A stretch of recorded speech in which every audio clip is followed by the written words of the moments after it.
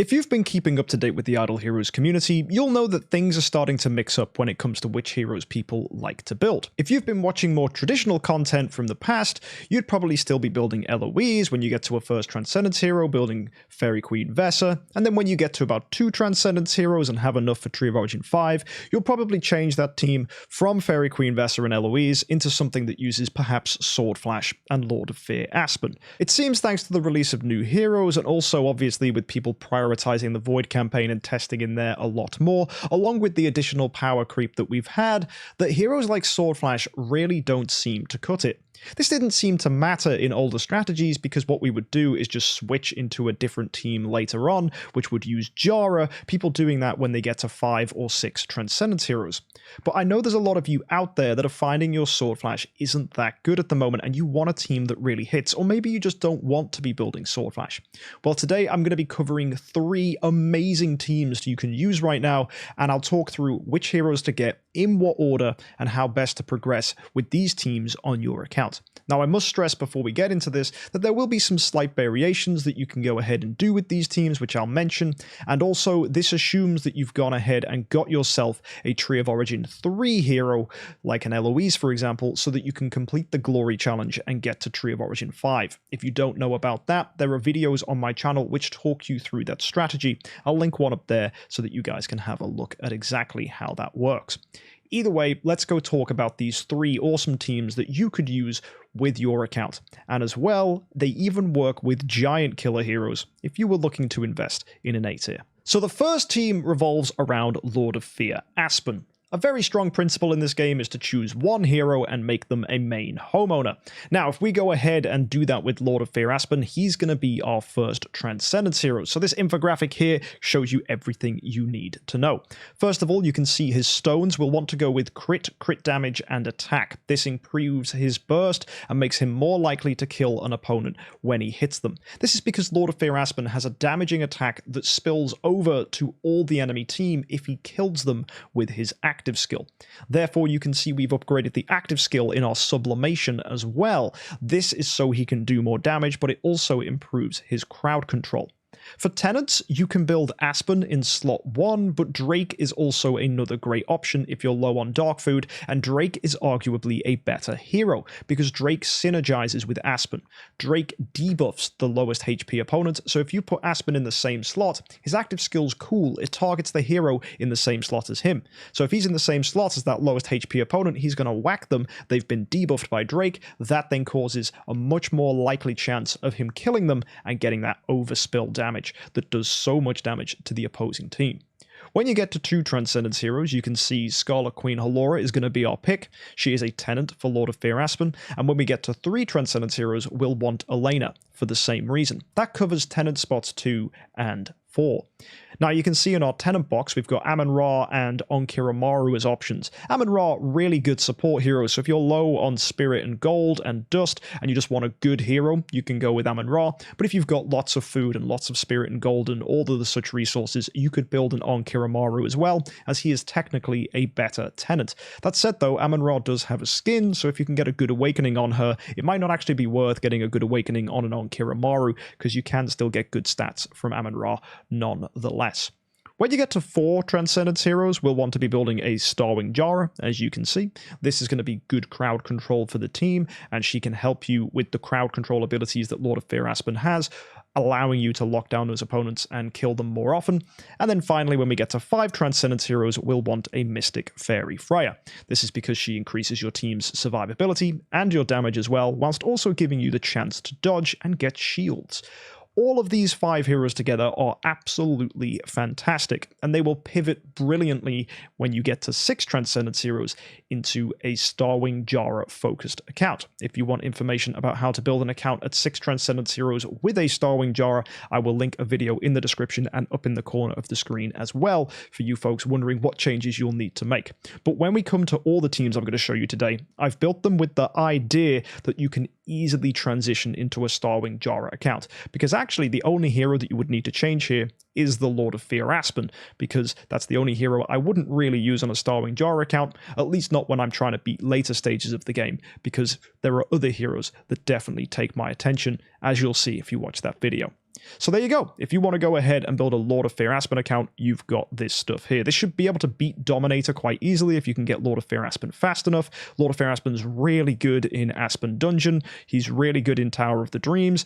And as well, he's a very strong Star Expedition hero. And by having Halora and Mystic Fairy Freya here, we can definitely get ourselves a lot of damage potential.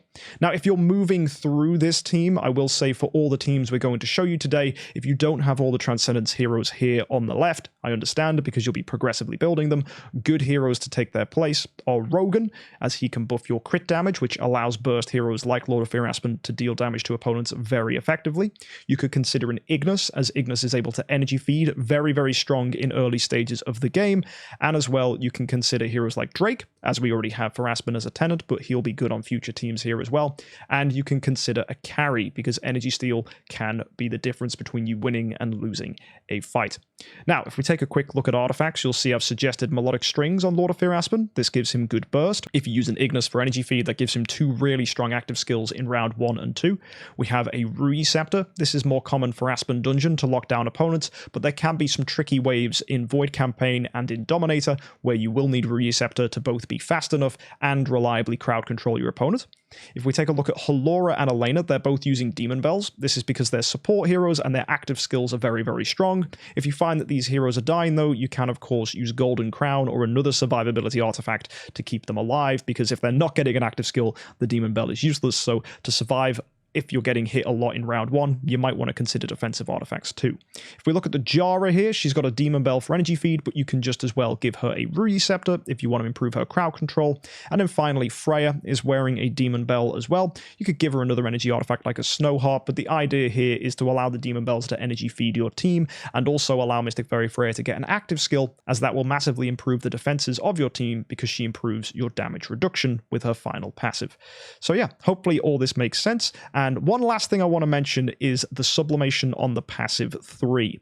You'll notice that we've got 2 upgrades here. The reason for the first upgrade on the sublimation on passive 3 is to improve your energy feed, as Lord of Fear-Aspen can feed himself energy.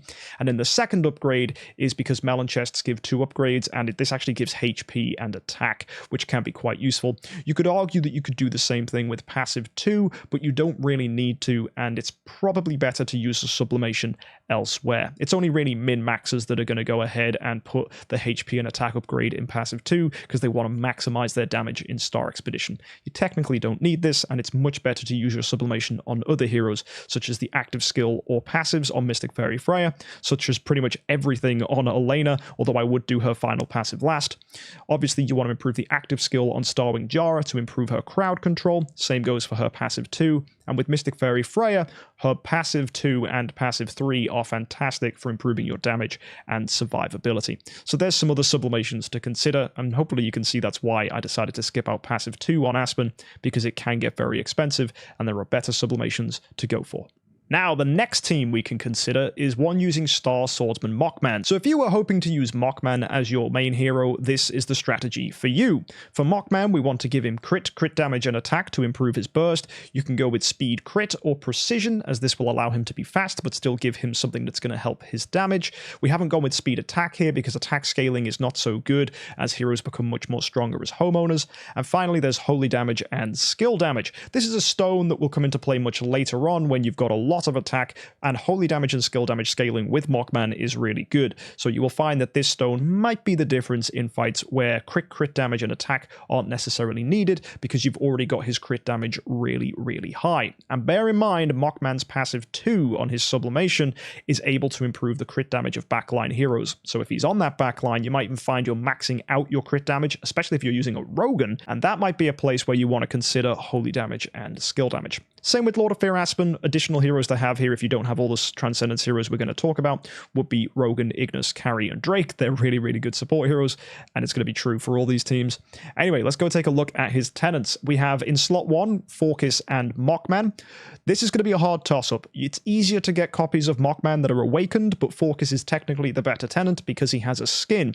The skin is a festival skin, though, so it's hard to get, so you might just find that Mockman copies are both easier and cheaper to obtain when it comes to awakening awakened versions of them. So you might choose Mockman, you might choose Forkis, depends on what you're able to get when it comes to awakens. Other tenants are Onkiramaru. Now this is for tenant spot 2. You'll notice there is no one in here that is going to be a tenant spot 2 Transcendence hero for Mockman. That's because the choice of Sword Flash and Bloodtide Queen Arania is just dreadful. We don't really need either of them on the team, so we would rather just build an Onkiramaru. And then finally, tenant spot 3 is going to be an Eloise. When it comes to tenant spot 4, you'll see we've got a tenant symbol above Jahra. Jahra is going to be the hero that fills that role. Also, you'll notice for her artifacts, we're giving her a flag. That's right, if you're using Jahra not as a homeowner and she's a tenant, it's arguably better to go with a flag on her, because really the flag is just going to sit there, improve your damage in Void campaign because you can't use formations. So take every bit of damage you can get. Yes, it doesn't make her crowd control effective, but that's why we've got Lord of Fear-Aspen. So let's talk through the Transcendence heroes.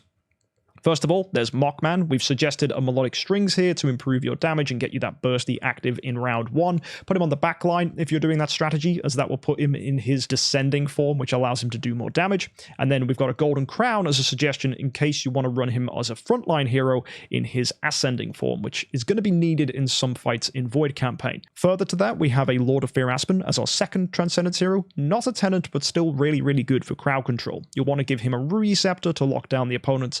Very, very helpful.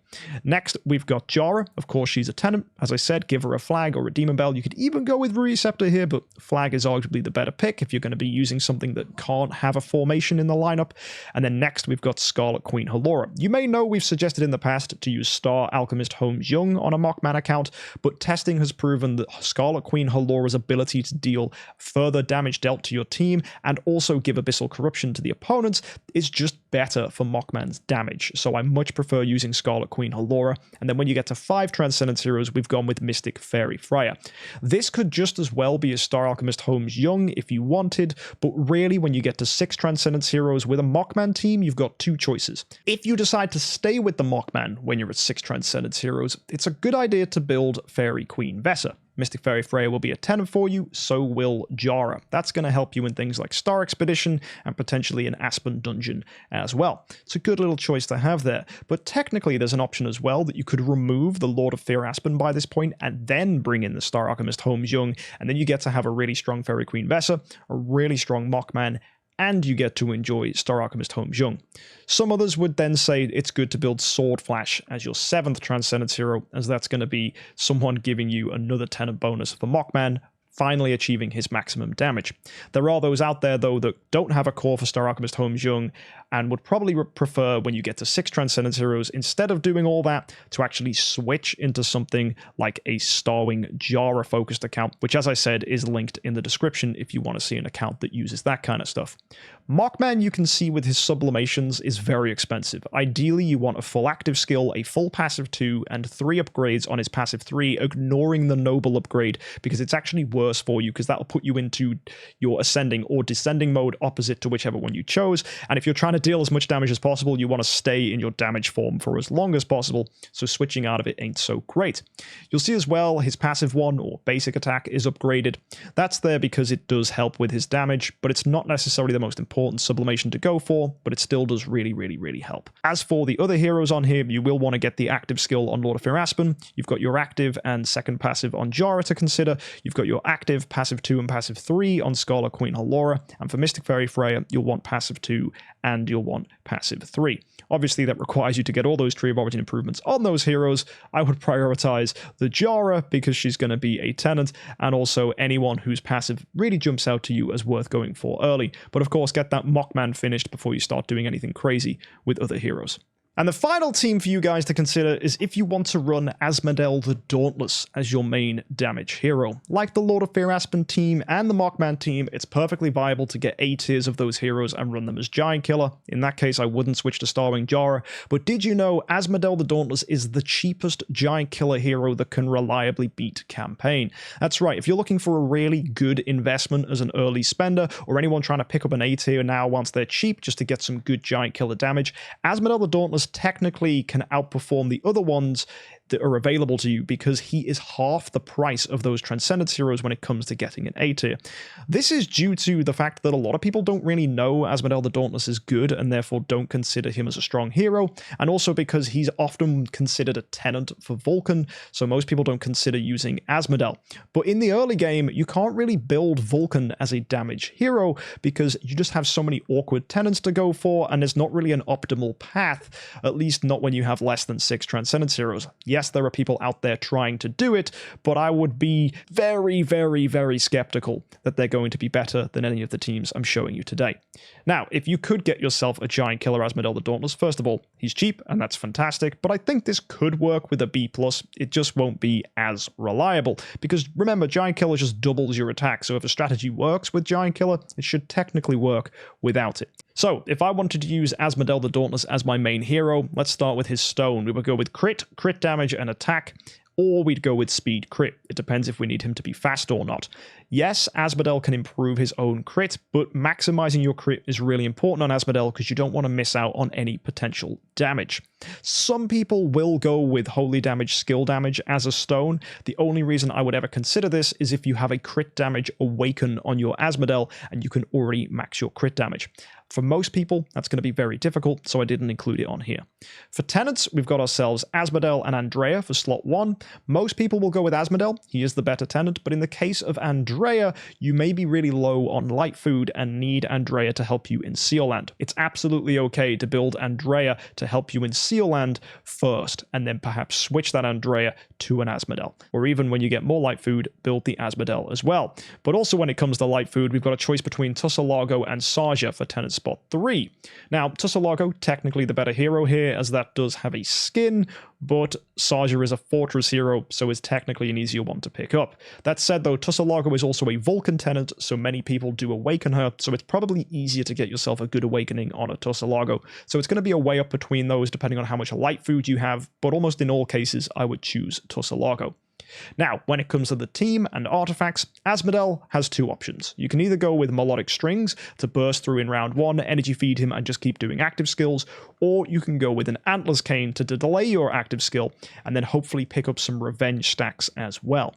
The reason you might consider Melodic Strings is because its active skill can debuff the speed of opponents and halve their armor, so it means the second active skill is going to hit much harder. This is technically a fantastic strat, but if you're facing opponents that are going to try and energy steal and lock you out, wasting that first active in round 1 to never do one again is technically not so great, so in those scenarios I would definitely run Antler's Cane, and also for longer fights I would as well.